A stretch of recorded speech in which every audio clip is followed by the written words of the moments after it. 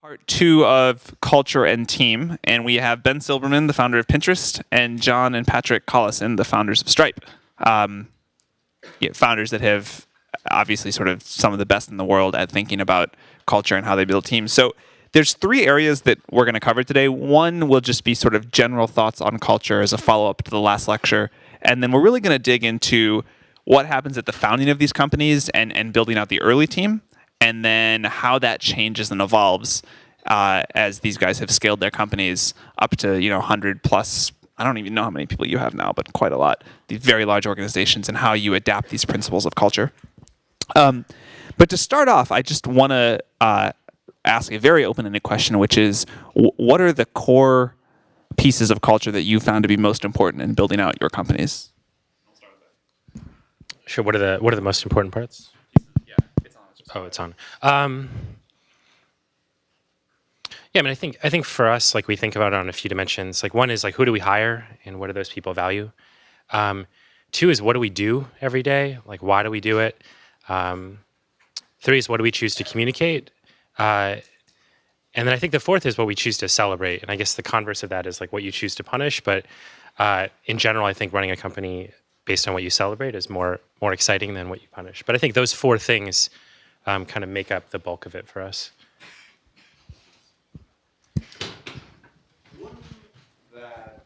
We've placed a large emphasis on as Stripe has grown, and probably more than other companies, is transparency internally. And I think it's something that's been really valuable for Stripe, and also a little bit misunderstood.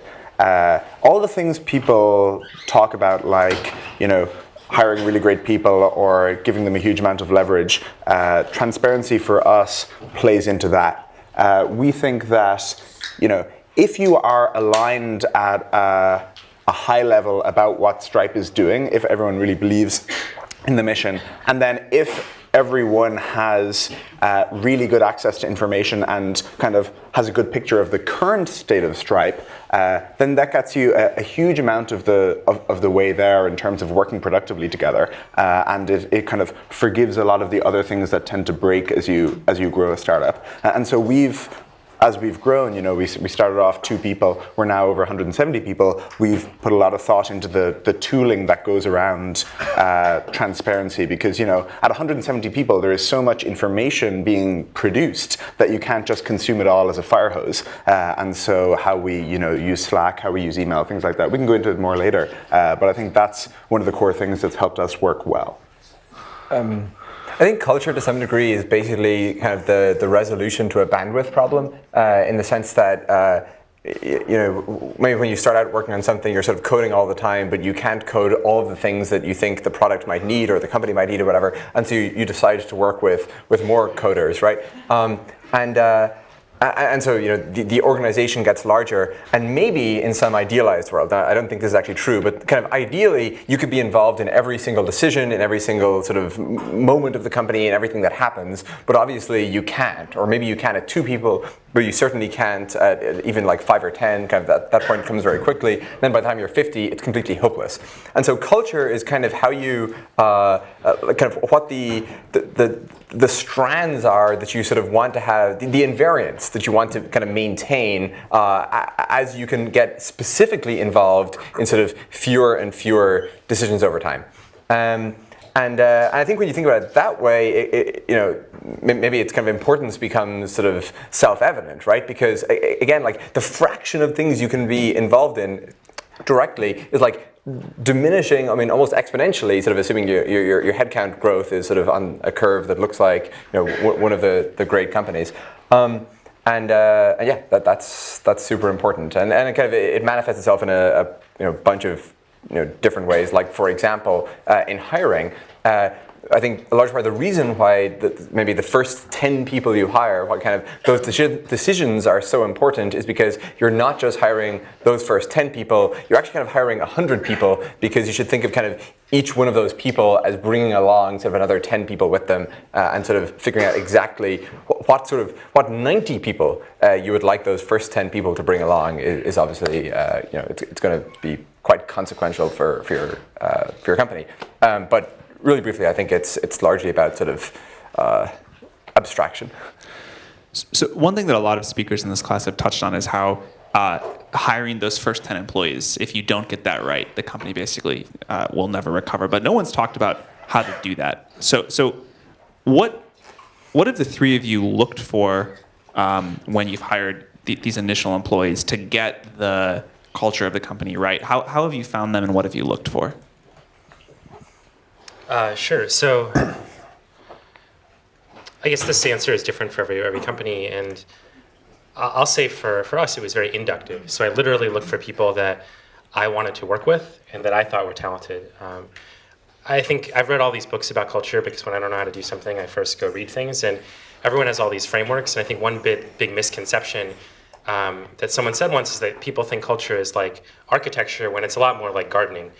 You plant some seeds and then you pull out weeds that aren't working and they sort of expand. So when we first hired people, we hired people that were like ourselves. And I often looked at like 3 or 4 different things that I really valued in people. I looked for people that worked hard and seemed high integrity and low ego. I looked for people that were creative, and that usually meant they were really curious and they had all these different interests. Some of our first employees are probably some of the quirkiest people I've ever met.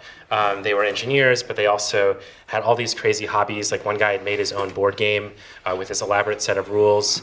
Another guy was really into magic tricks, and he had coded not only like this magic trick on the iPhone, but he had shot the production video in the preview. And I think that quirkiness has actually been a little bit of a calling card, and we find that really creative, quirky people that are excited about many disciplines and are extraordinary at one tend to build really great products, and they tend to be great at collaborating. And the last thing is, we really look for people that they just wanted to build something great, and they weren't arrogant about it, but they just felt like it'd be really cool to take a risk and build something bigger than themselves.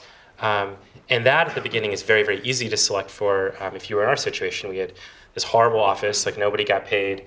And so there was no external reason other than being excited about building something to join. In fact, there was every reason not to. And that's something, looking back, I really, really value, because we always knew people were joining for the purest reasons. And in fact, we're willing to forgo other great job opportunities, market salary, a clean office, good equipment, just for the chance to work. And so to this day, I think a lot of those traits have been seeded and are embedded in the folks that we look at now. The first 10 hires are really hard because you're making these first 10 hires at a point where no one's heard of this company, no one really wants to work for it. You're just these like 2 weird people working on this weird idea. Like their friends are telling them not to join. For our second employee, he was like, I think maybe he'd accepted the offer, or he was just about to, and his best friends like took him out the night before. It was like a full-on assault for why you should not join this company, why this is like ruining your life, basically. And so anyway, the guy subsequently or continued to join, and actually one of those friends also now works at Stripe. But this is what you're up against. Yeah. And I mean, it's also hard because no batch of 10 people will have as great an influence on the company as those first 10 people. And I think everyone's impression of recruiting is, you open LinkedIn, it's sort of like ordering off the dollar menu. You just like, I want that one and that one and that one. And now you have some hires. Whereas, at least for us, it was very much over a very long time period talking people we knew or friends of friends into joining. We didn't have huge networks. Patrick and I were both in college at the time, so there were no people that we'd really worked with to draw on. And so a lot of those early Stripes were people we had heard of, friends of friends.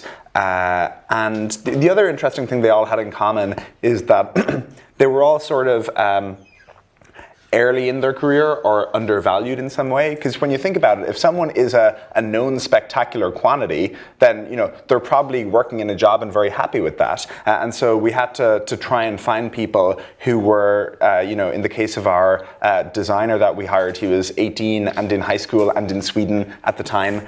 In the case of our CTO, he was in college at the time. A lot of these people, they were early on in their careers, and the only way we could, you can relax one constraint. You can, relax the fact that they're talented, or relax, that it's apparent that they're talented. And we not consciously, but we relax the latter.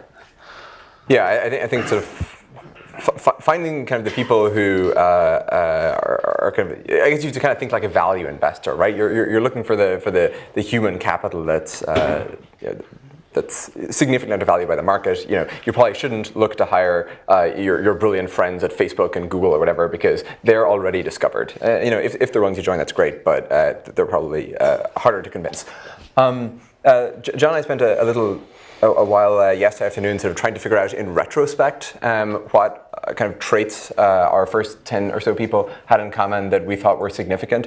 In general, sort of in speaking about culture, I sort of want to caveat everything we say with, Paul Buchheit, I think, said that sort of advice is, very limited experience, wildly over-extrapolated. And I think there's a lot of truth to that. But for our particular first 10 people, the things we sort of figured out that seemed to be important were they're all sort of very genuine and straight. I think that actually matters quite a lot in that sort of they're people that others want to work with, that they're people that others trust. They sort of have an intellectual honesty in how they approach problems and so forth. They were people who really liked getting things finished. There's a lot of people who are really excited about tons of things. Only a subset of those are actually excited about completing things. There's a lot of talk about, for example, hiring people off their GitHub resumes or whatever. I actually think that doesn't quite ring kind of correct to me in the sense that places a large premium on sort of lots of different things. I think it's actually a priori sort of much more interesting to work with someone who has spent 2 years sort of really investing in going deep in a particular area. And then the third trait that they all seem to have in common is they just sort of cared a great deal. Like it was offensive to them when something was just a little bit off. And kind of again, in hindsight, there are all these crazy things we used to do that do in fact seem crazy. Like we probably shouldn't have done them, but everyone was almost was borderline insane in sort of how much they cared about tiny details. Like we used to. Every single API request that ever generated an error went to all of our inboxes and phoned all of us because it seemed terrible to ever have an error that didn't go and sort of get a resolution from the user standpoint. Or we used to copy everyone else on every outgoing email, and we'd point out slight grammar or spelling mistakes to each other because it'd be terrible to ever send an email with a spelling mistake. Anyway, those were the three traits we came up with. Anyway, genuine, caring a great deal, and sorry, what was my second one? The other one. Yes. Yes, completing things like lists of 3 items. Yeah, I mean, the only other thing to say, I just don't think there's any wrong place to find people. So when I look back at our first few folks that we hired, they came from all over the place. I put up ads on Craigslist. I went to random tech talks. We met people at we used to throw weekly barbecues at the office. It was bring your own food and drinks, and then we would just talk to folks. I think every time I ever went and got coffee in Palo Alto, one of you guys was recruiting at Coupa because their office was strategically situated next to the best coffee shop. But I think that the really good people generally, they're generally doing something else, and so you have to go seek them out rather than expecting that they're going to seek you out. Triple so when no one's ever heard of or is using the product that you're working on. Yeah, and it's probably really important to have a great elevator pitch, not even for investors, but just because everyone you run into right now is, maybe 6 months, a year down the road, a potential recruit. And so the right time to have gotten them excited about your company, the right time for them to have started following it and, be thinking about it as they think about what they're going to do next is, as soon as you can start. It's going to take a very long time to recruit people, so being able to consistently get people excited about what you're doing will pay back dividends later.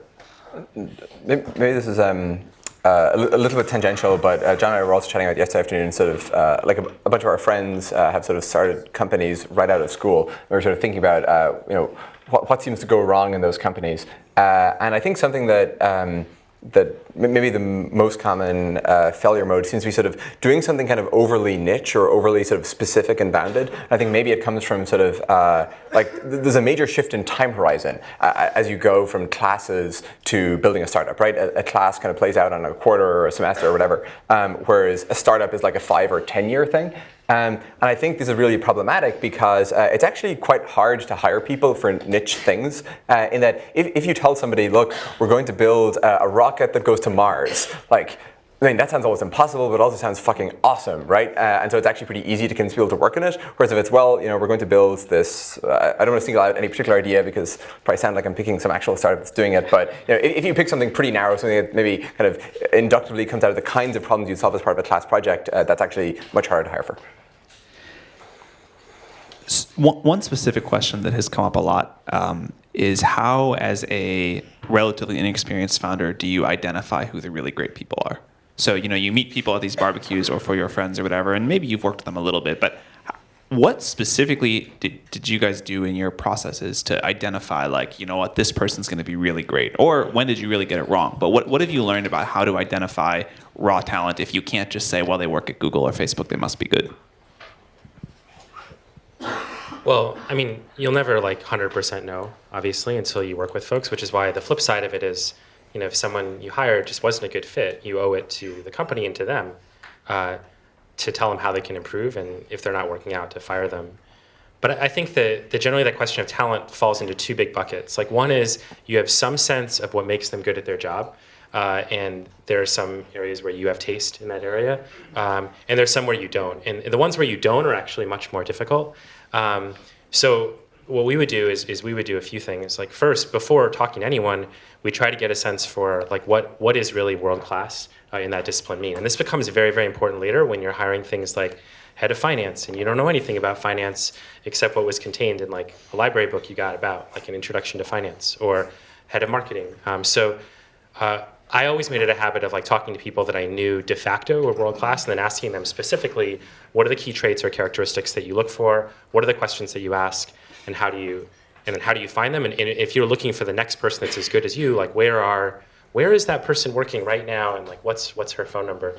I think that learning what good and bad is during the interview process is extremely expensive. It's an expensive use of your time, and it's an expensive use of everyone else's time. So pre-calibration of that really matters. And then once you have someone in sort of the interview process, you'll build the process over time to both screen quality. And so at Pinterest, we have an evolving set of standard questions that we're always rotating through, and we're always measuring, are these good indicators or bad indicators of quality? But the other thing that the questions are meant to do is they're supposed to give a sense for, is this the right place for that person to come and work? And this is to the point you guys made about being very transparent about what's going to be easy or hard. Really great people want to do things that are hard. They want to solve tough problems. And so there was a certain brilliance in Google setting out these interview questions that were thought to be really difficult, because then people who like solving really difficult problems, they come out and seek those. I think it's really important, even as companies get bigger, that you don't whitewash the risks. I heard that PayPal, you would go in, and after interviewing with Peter Thiel and Max Levchin, then they would say, and by the way, Visa and MasterCard want to kill us, and we might be doing something that's illegal, but if you succeed, you'll redefine payments.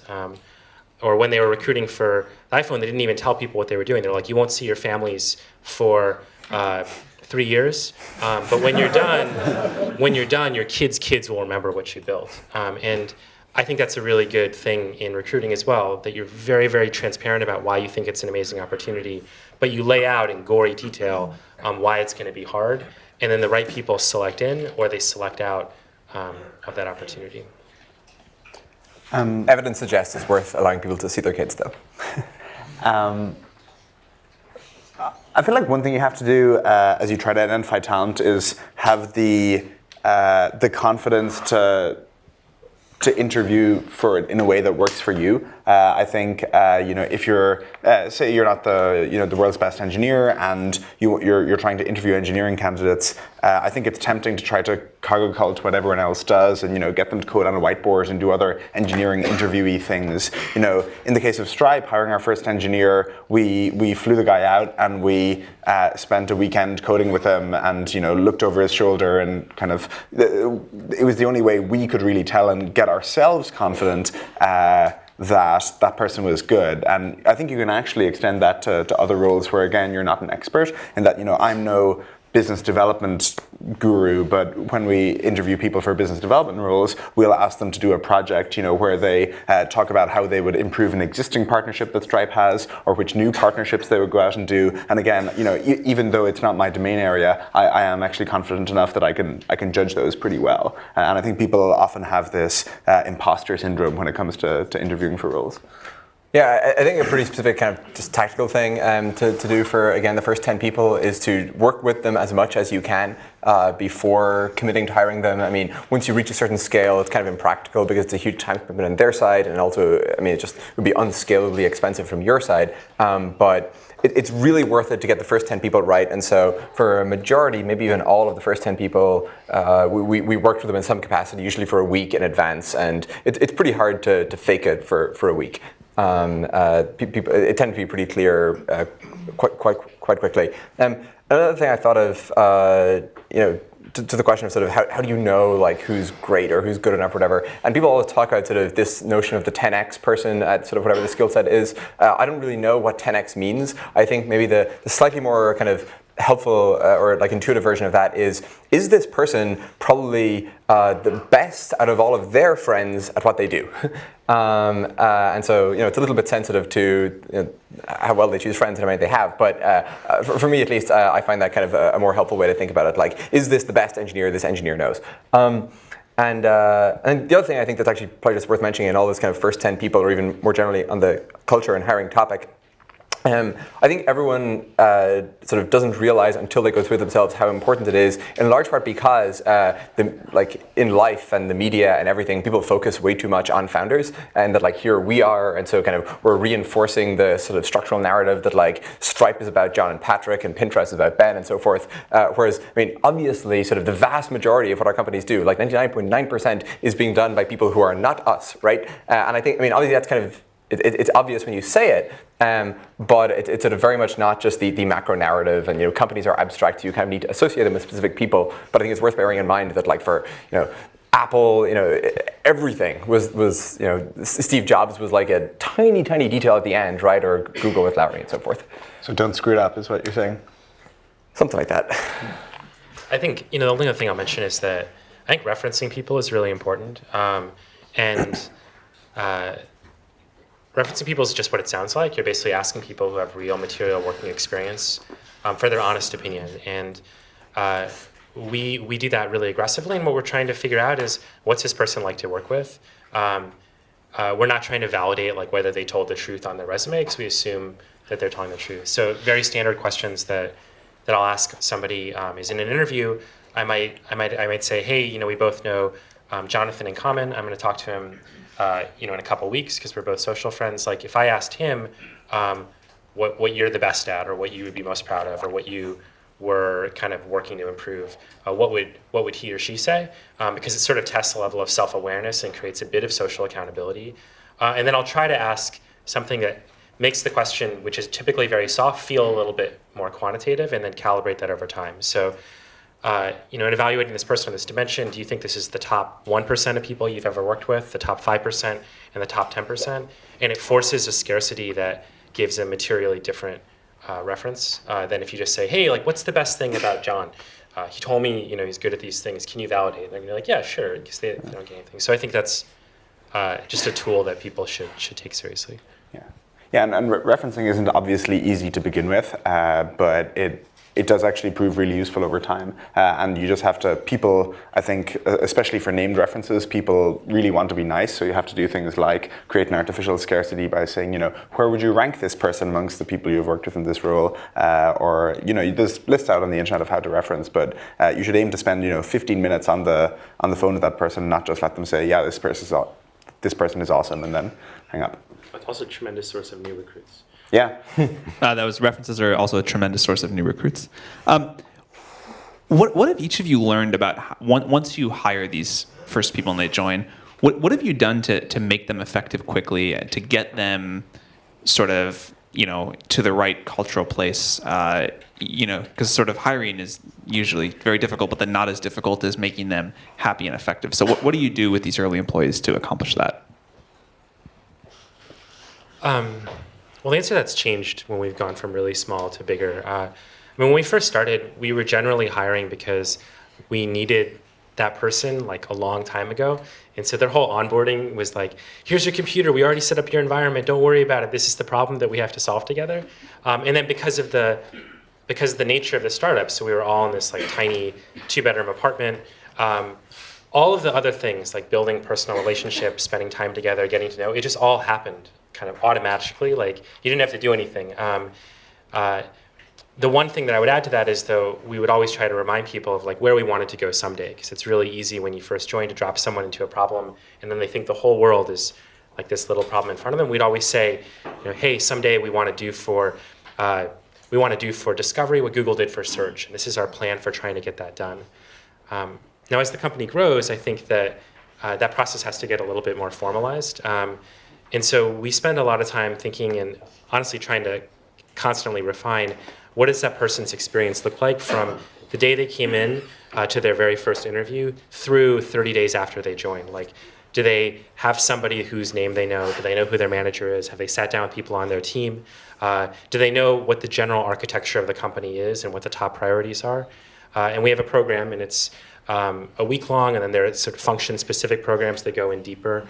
And that's something that's always been refined. And the output metrics that we look on that is, one, we ask people, like, what did you think afterwards, and then 30 days afterwards. And then we also ask their peers and their manager, like, hey, is this person kind of up to speed? Do you feel like we've done a good job making them productive? And if we haven't, that's a key, A, that team shouldn't be hiring any more people because they're not doing a good job bringing in new people. And B, that we need to retool that.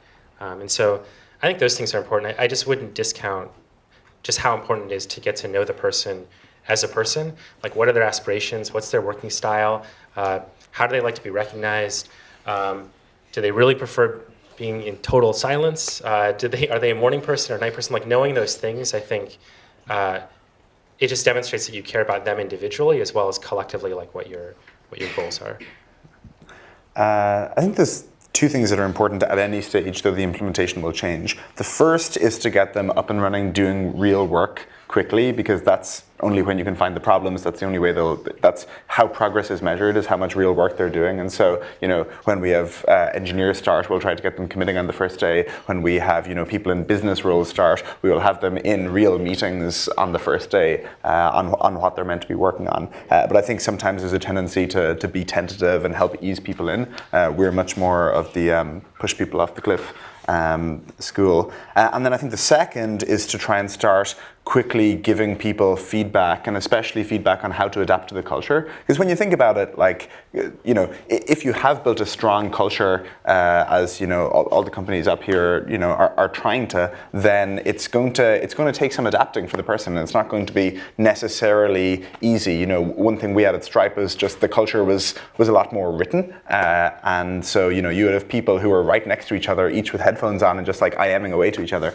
And for a lot of people coming in who hadn't worked in an environment like that, it's sort of in hard. Normal places. Exactly, yeah. And so everything from kind of high level how you're doing at your job to kind of minor cultural pointers, the more feedback you can give them, the better they'll do. And it's unnatural, right? Because it's unnatural to be constantly telling people that they're doing a good or bad job. You don't do that, hopefully in your normal life you're more restrained. But when you have employees, that's kind of what you owe them for them to do well.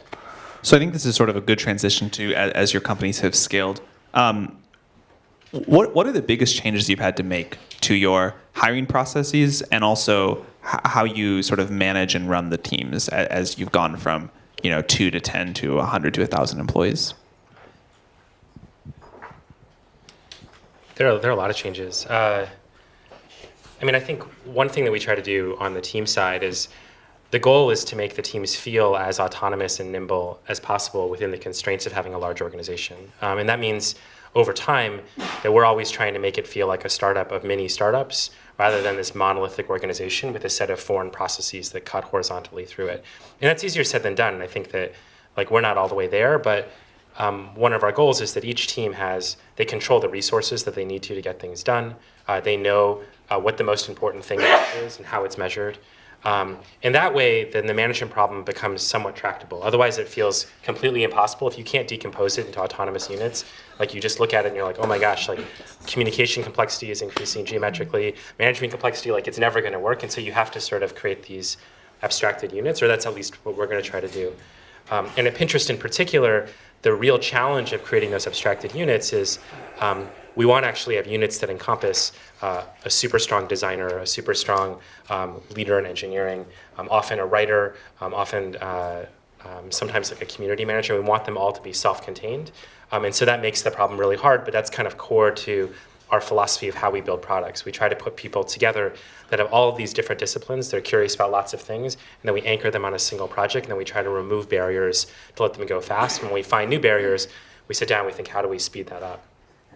I think hiring is a little bit different, and I think the biggest change and the biggest asset that you get as you get more people is referrals become like more and more and more and more the lifeblood, depending on sort of the network of all the people that you bring in.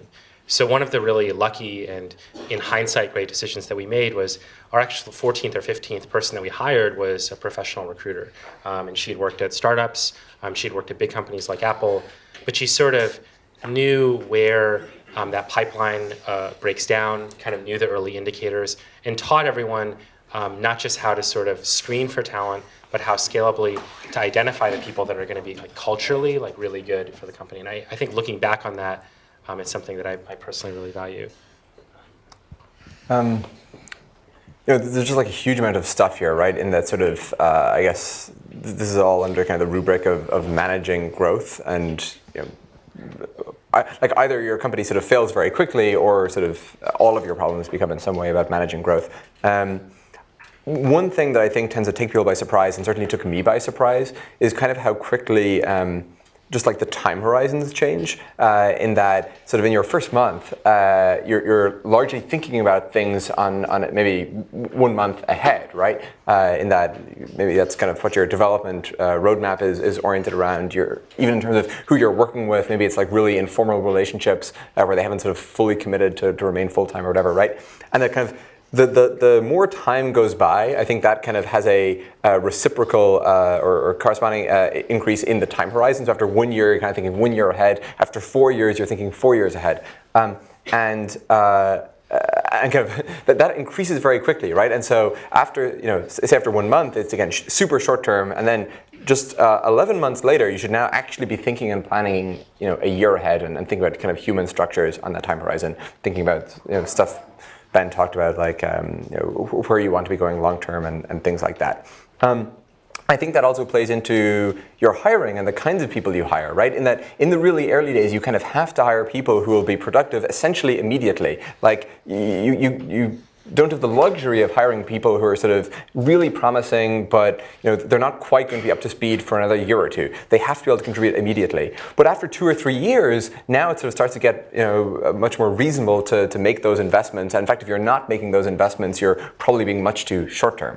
And so I think that's really important. A lot of it also just comes from sort of like all these problems in some sense are easy. Like, how do you build kind of good social bonds between people? I mean, we all do it every day, right? It's kind of how do you kind of make it systematic and sort of effective at scale? And it's always kind of a very like severely imperfect approximation of what you would ideally do if you were small, and just kind of what hacks can you pull to sort of make it work as well as you possibly can at a larger scale. Like a rapidly growing company, say growing headcount 2 or 3x a year, just like it's a very unnatural thing, and so it's sort of what's the least bad way of sort of managing that period of growth? Human organizations aren't designed for it, and I think it's worth being sort of like quite systematic about sort of thinking about ways to do that, but realizing that you probably can't do much better than than sort of adequate. And for Stripe, it's things like we have 3 meals every day at sort of long tables where kind of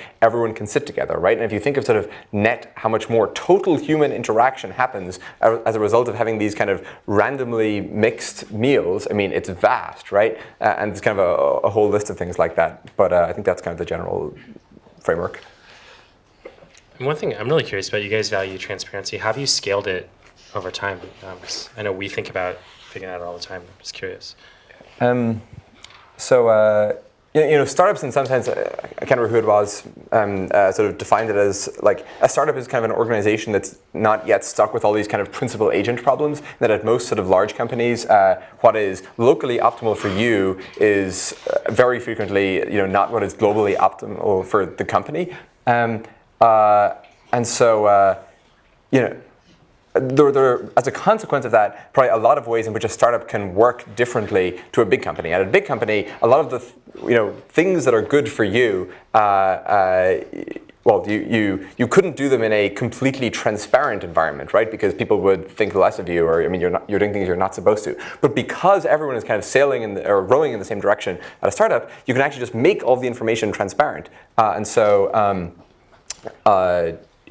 From a very early, I guess I mentioned earlier, like Stripe used to BCC every other person at Stripe on basically every single outgoing email unless you opted out of it, because we thought that would be sort of much more efficient. You wouldn't need to have as many meetings if you could just kind of keep abreast of what's happening. And over time, we've sort of built an increasingly intricate sort of framework of mailing lists, and we now have like a program for generating Gmail filters, and for like a pretty rocky patch where 50 people or so, to Ben's point of like asking people sort of how they're getting on after the first couple of days, they all reported terribly because like they couldn't even find all the emails people were sending to them, and they were missing things and everything. Gmail broke at one stage. Oh, right. At one point, Gmail broke because you were just like sending too much email.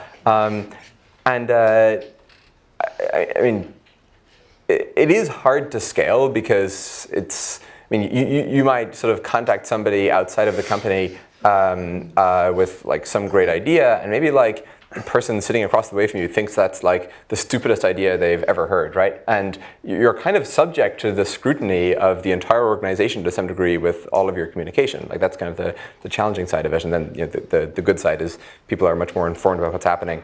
I guess I don't feel that I can give a much stronger endorsement of it than it has worked so far. Pretty good. I'm actually really curious how or whether it'll work when we're 5,000 people or something like that, if we're ever at that scale. I think the two things that have helped us scale it are, one, changing the tools, and two, developing the culture around it. And so on the tools front, it used to be the case that, or kind of the infrastructure, it used to be the case that you could keep abreast of what's happening in the company by reading all the email. Now we have, weekly all hands, sometimes with a deck, and we actually have to go put all this work into developing a deck to communicate to people what's going on in the company, since there's so much more. And the second is on the cultural side, so much information being available internally, you have to develop cultural norms around how it's treated. Obvious things like the fact that a lot of it is confidential to Stripe, but even less obvious things like when emailing someone or talking in Slack or IRC, when that is viewed by now 170 people, it's actually it's pretty easy to get stage fright. And it's pretty easy for what you thought was a reasonable proposal. You get this drive-by criticism, and you're now less likely to share in future. And so we've had to create norms around when it's reasonable to jump into discussions and how that interaction works, because people are on stage so much more. I'm pretty sure it's net good, but not to put her on the spot, but Emily interned at Stripe this summer. I'm curious, like as an intern, what you thought of it. I think overall it's great. I think like my first week I spent most of the time just reading Hackpad and getting caught up on what the company was doing. It can often be quite distracting from your own work, as there are oftentimes other parts of the company you're really interested in.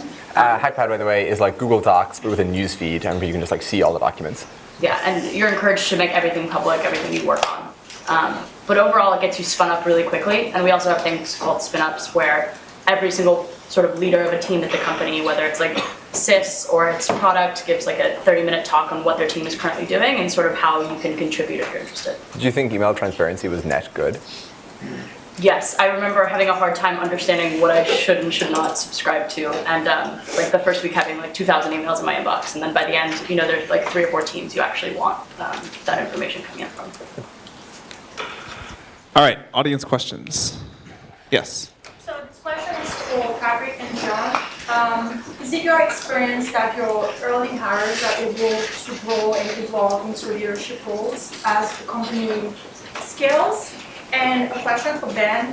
How is what Pinterest is today, how is it different in your initial vision of what the product and the audience would be?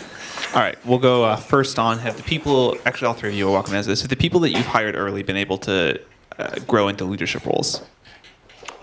In Stripe's case, yes, in that quite a number of the first 10 people are in leadership roles now. I think that's one thing that organizations, again, it's sort of an unnatural skill that they have to get good at, is realizing that people don't necessarily come out of the womb being good at managing or being good at leadership, and being able to develop that in people, and being able to help people progress as they spend a number of years at the company. It's a lot of work at a time when everyone is running around with their hair on fire. But it's also sort of damaging if the company can't develop that skill. Yeah, I think for us the answer is some yes and some no. I don't know. I think one of the big benefits of working at a startup is that you can be handed a challenge that no one else would be crazy enough to give you the opportunity to take on. And that could be managing people, it could be taking on a project. But the implicit contract with that is that if you ask someone to take a really big risk on that, it shouldn't be like one way through the door, and if you don't succeed, otherwise it creates fright to give it a shot. So, we have some folks that are managing large teams that started as kind of individual programmers where they were engineering, and they said, hey, I'd love to try leading a project and then leading a group and then taking responsibility for management and taking a group. And we have other folks that tried it and they were like, I'm really glad I tried it because I never want to do that again. And we try to make sure that for those people, like you can have just as much impact at a company through your individual contributions as an engineer or designer. You don't have to manage. But it's really hard to predict until you give people a shot. And so my strong preference is that you give as many people a shot as possible. And in the few areas where you really feel like there's too much kind of learning curve relative to the business objective you're trying to achieve, that's when you look for somebody who might be able to walk in and really execute well on that job. You want to answer the Pinterest question? Oh, so the question was, how's the vision changed since we initially started? Yes. Sure. Well, I mean, I think on the vision, when we first started, I think we started it like hiring very inductively. We were like, oh, we're going to build this really cool tool. People are going to enjoy it. I love collecting things. Maybe other people like collecting things. And what we didn't expect that kind of revealed itself early on was that looking at other people's collections turns out to be this really amazing way to discover things that you didn't know you were looking for. And it becomes kind of a solution to a problem that a lot of other technologies don't have. And so over the last couple of years especially, we've poured enormous kind of technical and design resources into building out recommendations products, search products, feed products, leveraging kind of the unique data that we have, which are these pins that were all hand-picked by someone and hand-categorized. And then on the audience side, I mean, I think the first big surprise was, truthfully, like when we first started, we didn't really know if anyone would use it. And we were just happy that anybody that wasn't like related to us and obligated by like familial relationship would use it. And so one of the biggest surprises has been how many people and how diverse those groups of people have been. And so I think that's been one of the things that's really exciting. And the funny thing is that as often like the company goes farther along, your aspirations therefore like get bigger. So there's like this gap that always exists, I tell my team, between like where we are and where I think we should be. And even though objectively we're much farther along, I feel like the gap is widened even farther. But I think that's a really common trait amongst people who found companies. Yes.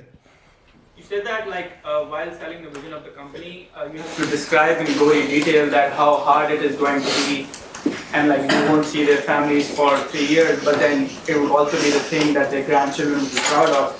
But how do you really know? Like both of you know that the second part is like it's not guaranteed, but the first part that they're not going to see their family for the next year is going to be there for sure. So like, how can you be authentic? Like selling that vision of the company, or is it like about like giving high returns for the high risk they're taking, giving them a lot of equity? Great question. What is that we're really selling? So the question is, most startups are not the iPhone. You can't guarantee that people's grandchildren are going to remember this because most startups fail. How do you convince people to sort of make the sacrifices to join a startup? I think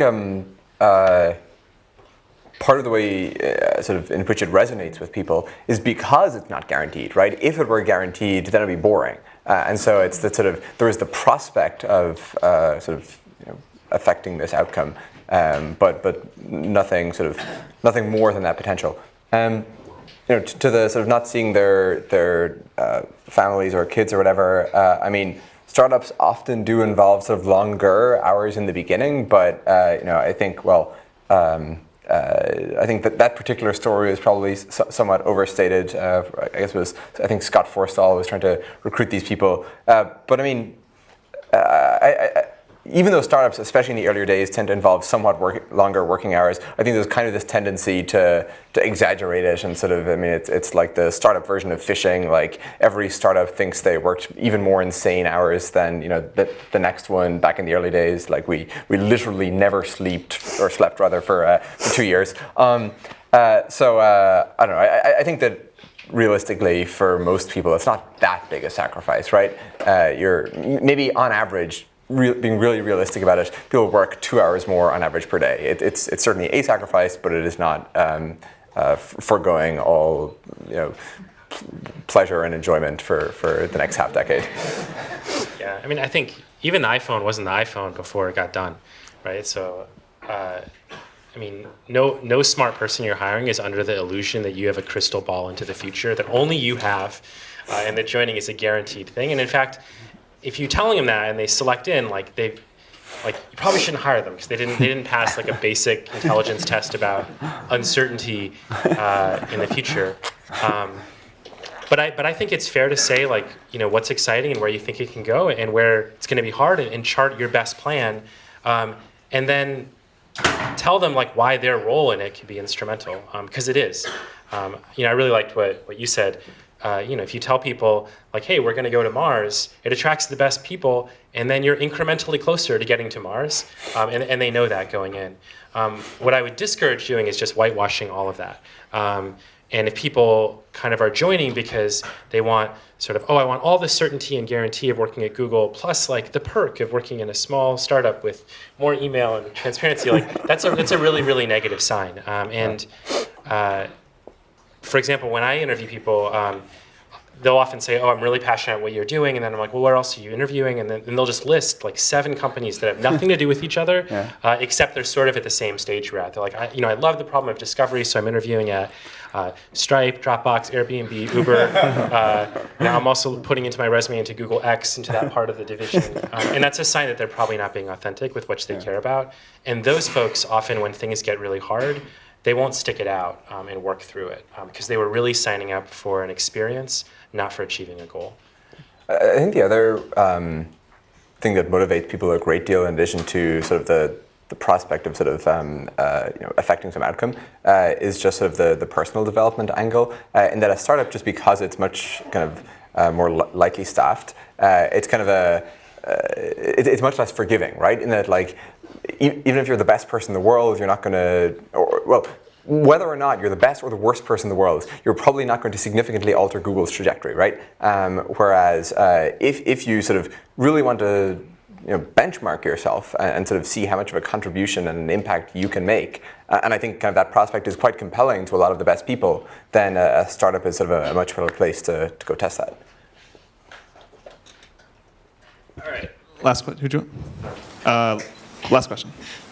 So this question is for Ben, but you guys can all answer it. But how has your user base affected your hiring strategy? So Pinterest is a site that's used 80% by women. So how did that affect your initial hiring decisions? How has your user base affected your hiring strategy? Yeah, so conventional wisdom is like you only hire people that religiously use your product every single day, and that probably works really well if you're making an API. It's probably amazing. For us, like we screen for people that are ambitious and excited about the vision of cracking discovery online, and they have to know like exactly how our service works and have to have used it, but they may not be a lifelong user. And that, for us, is this great opportunity because we can be like, what is the barrier that's preventing you from using it? Come join, remove that barrier, and help us get closer to kind of that vision. I don't know, there's a lot of, if you read any startup book, there's all this like startup wisdom that sounds like really reasonable, but it's only useful if it works in your particular circumstance. And so for us, we've had to sort of broaden the lens a little bit and looking broadly about people that are ambitious about the mission, that care about the product and our approach to building products, even if from day one they weren't our earliest users. Okay. The one thing I'll just tack onto that is that when we talked about the fact that it's really hard to hire for those early employees, and you have people who have other good options. You're very much at the ugly duckling stage. Finding people who are passionate about your product can be a great way to find people, because there you kind of have an unnatural advantage over other companies. And so I know for sure in Stripe's case, we definitely